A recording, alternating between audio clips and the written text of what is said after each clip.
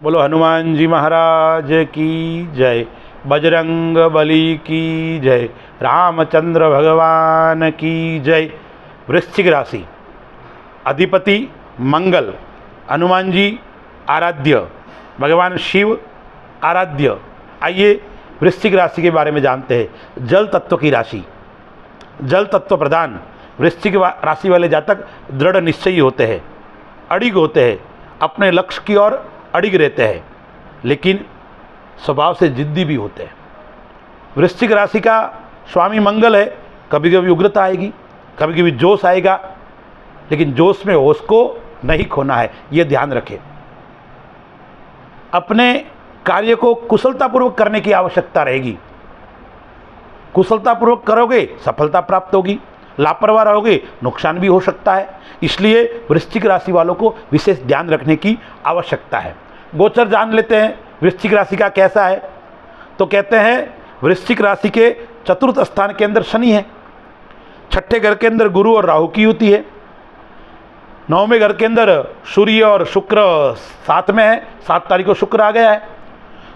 दसम स्थान के अंदर मंगल और बुध, मंगल 18 तारीख तक वहाँ रहेगा, उसके बाद में एकादश स्थान में आ जाएगा, और केतु 12वें घर के अंदर है।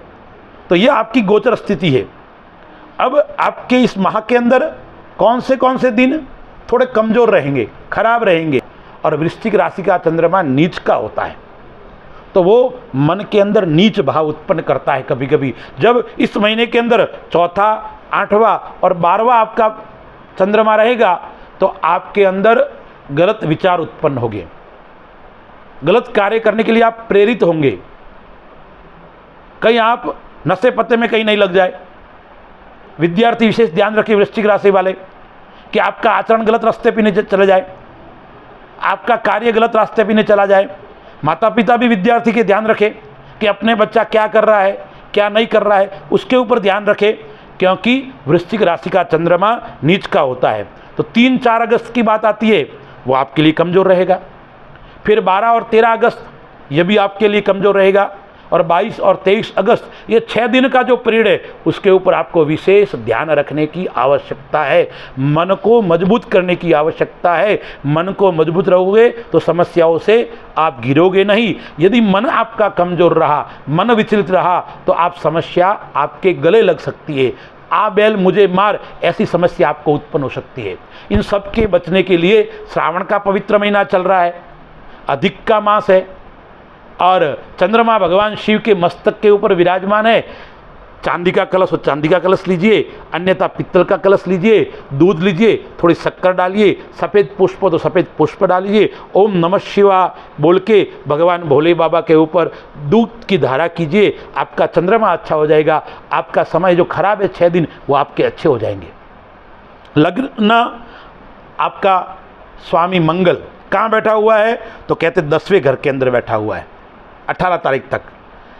लग्न का स्वामी और छठे स्थान का स्वामी यह आपके 10वें घर में बैठा है। लग्न यानी आपका बुद्धि तार्किक रहेगी, आपका समय अच्छा रहेगा, आप सफलता के अंदर प्राप्ति कर सकते हो, लेकिन मन के अंदर आपको संतुष्टि नहीं होगी।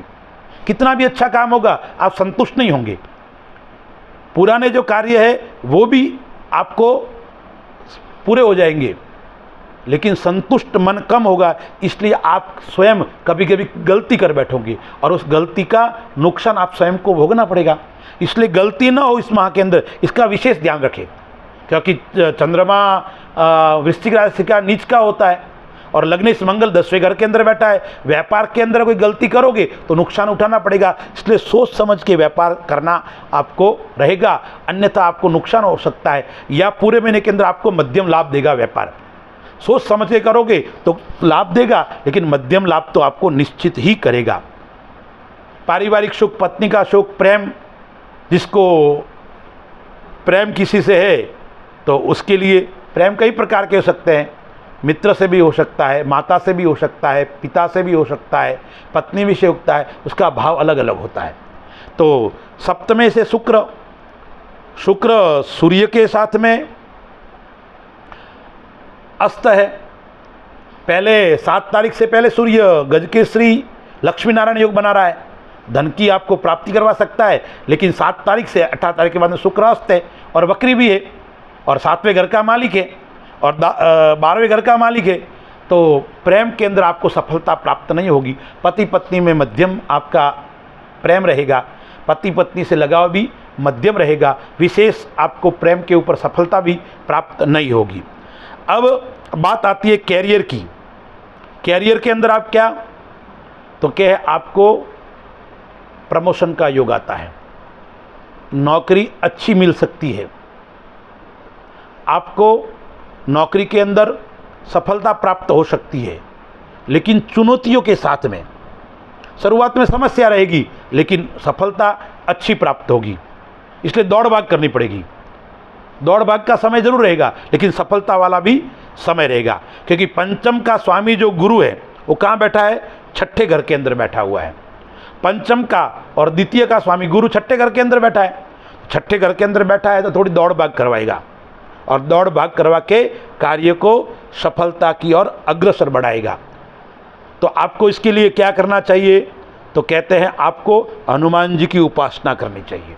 हनुमान जी की उपासना कैसा करोगे, तो हनुमान जी के मंदिर में जाइए, मंगलवार के दिन या शनिवार के दिन हनुमान जी को पान चढ़ाइए, एक लौंग डालिए, उसको पान चढ़ाइए और हनुमान जी को मीठा पान अर्पण करोगे तो आपका यह माह भी मीठा रहेगा, अच्छा रहेगा। हो सके तो वहाँ पे मंगलवार के दिन 7 हनुमान चालीसा के पाठ करो या एक संकट मोचन का पाठ करो, तो आपका संकट जो समाप्त हो जाएगा। श्रावण का मास चल रहा है तो शिवलिंग के ऊपर नहीं, लेकिन जो बाण है और बाण के ऊपर जल चढ़ाना है और उस जल के अंदर लाल कनेर का पुष्प अर्पण करके भगवान शिव के ऊपर जल चढ़ाइए। आपकी राशि अच्छी रहेगी, आपका समय अच्छा रहेगा। आइए हम सब वृश्चिक राशि वाले जातकों की उन्नति रहे, यही भगवान से प्रार्थना करते हैं। जय श्री राम, अस्तु।